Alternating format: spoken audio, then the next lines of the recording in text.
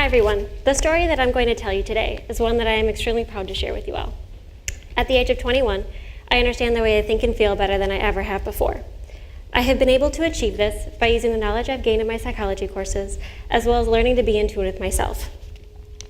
Ever since I was young, I've loved playing soccer, and in high school, it was something I became very good at as well. During my sophomore year, I was called up to varsity, and at the end of the season, I was also voted the most valuable player on the team. I felt like, during those few short months, that I knew who I was, and I was happy. One practice the following summer changed everything for me. I remember turning and feeling a slight click in my left knee. I thought nothing of it at the time and continued practicing. However, the next morning, I woke up and found that my knee was at least 2 times the size of my other knee and completely black and blue. Immediately, I kind of started freaking out and decided that it would be a good idea to look up what could possibly be wrong with me online, which was not a good idea. Based off of what I was reading, I found that I could possibly have a terrible insect bite, a torn ACL, a dislocated knee, or Lyme disease, all of things that are not good and kind of freaked me out. However, after multiple doctor's visits and an MRI, I found that I had torn a significant part of my lateral meniscus and needed surgery to remove it.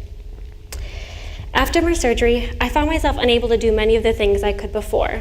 I couldn't shower, I couldn't drive my car, and I had an extremely hard time getting around, as they had removed approximately 25% of my meniscus.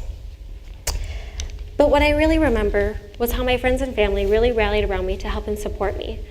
Some of my friends and family helped me wash my hair, helped me drive around and get me to places I needed to go, and they also made or cooked me food. Some of my family members also wrote letters, some of which I still read now and then from my dad.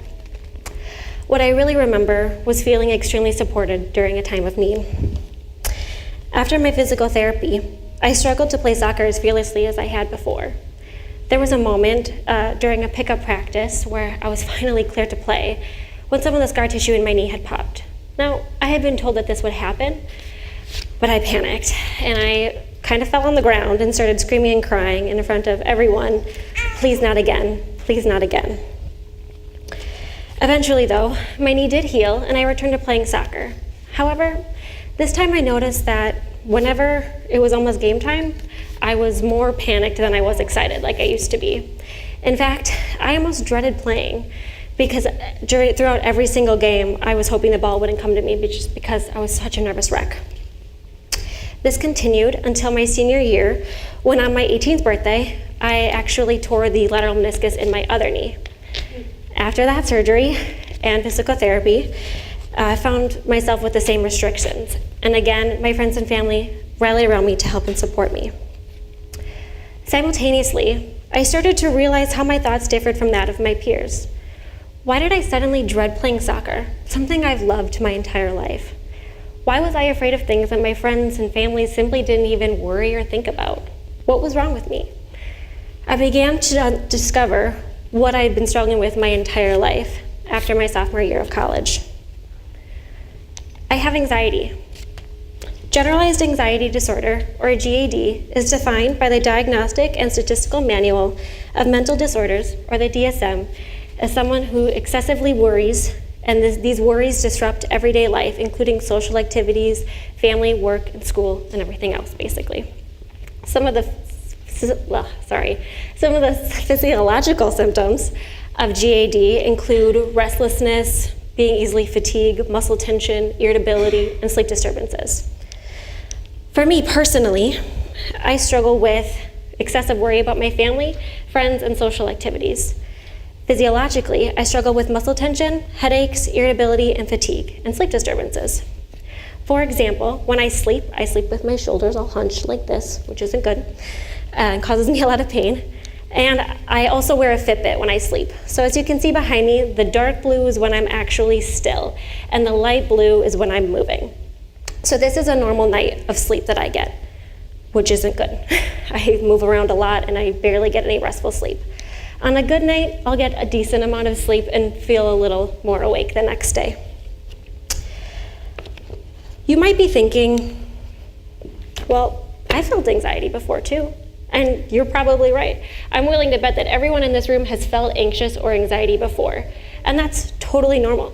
Everyone feels anxiety, but the difference between regular and routine anxiety and generalized anxiety disorder is the frequency and the degree of the worries and the anxiety. For the majority of my days, I've spent them being constantly anxious about something. This can be an exhausting way to live, but this is what I'm used to. This is my normal.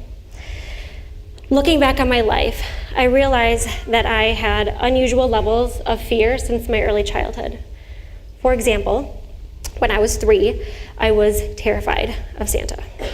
And not in the usual, like, don't put me next to Santa in a picture, like the I'm afraid of him in general and all of it.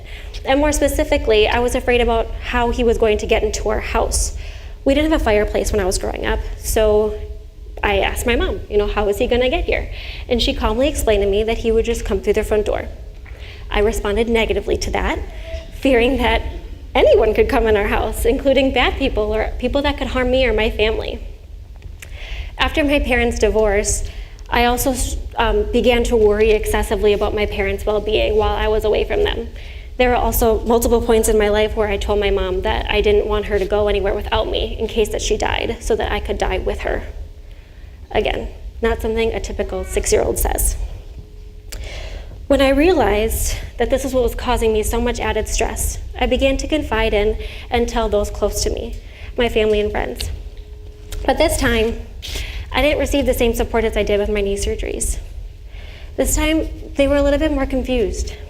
I got a lot of mixed responses, including everyone worries, or I'm sure you're over-exaggerating.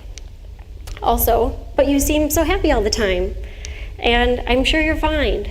And lastly, you have everything together, that's not possible. Or you seem okay though, which some of those are true. I do seem to have everything together. However, this was extremely hard for me.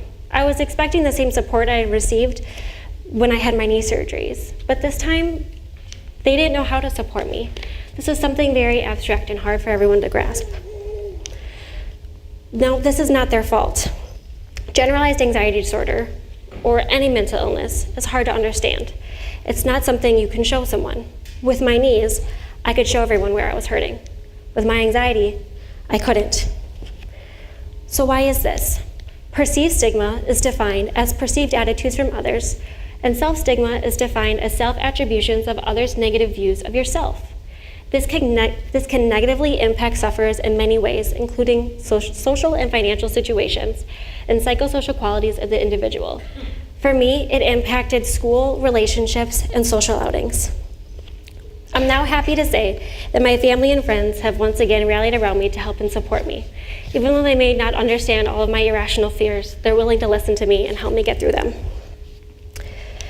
Mental health awareness is something that a lot of different online outlets are starting to increase their campaigns for.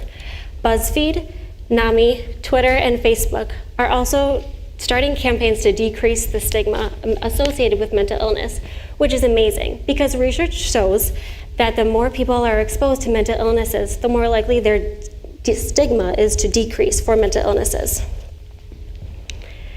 Psychology has helped me in numerous ways, but for my anxiety, it has helped me to be able to restructure the way I cognitively perceive different situations in which I used to be afraid.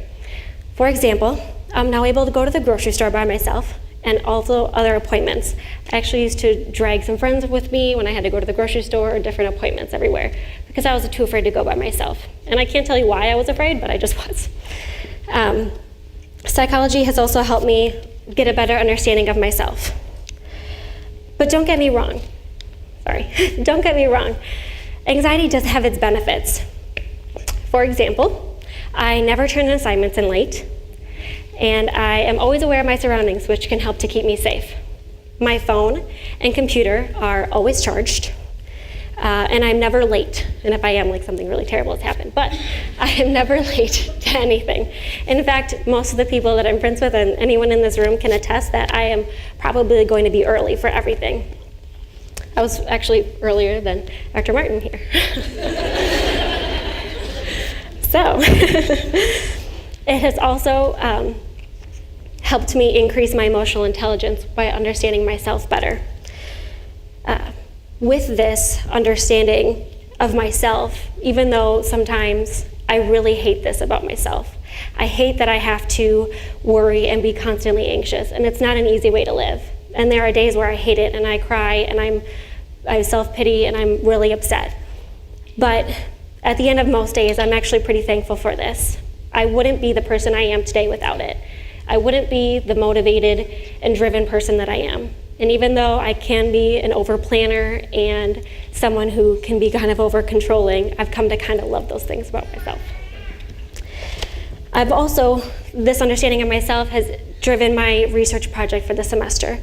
So for my honors project, I'm researching the difference between the stigma associated with physical injuries as well as mental illnesses. And that research is being done right now, so I can't tell you more about it, but.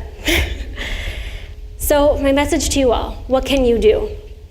Listen, comfort, and be open-minded.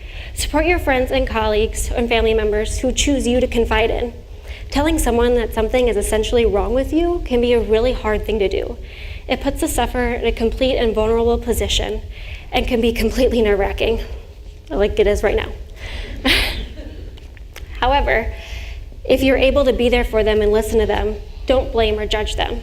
Mental illnesses, all of them, are not the sufferer's fault. These things can be attributed to life experiences, genetics, something in their brain like their amygdala being overactive, and a host of other things that psychologists and scientists quite haven't pinpointed yet. So what I want you to take from this talk today is to not blame or judge anyone. Let the stigma decrease and help me do so. Thank you.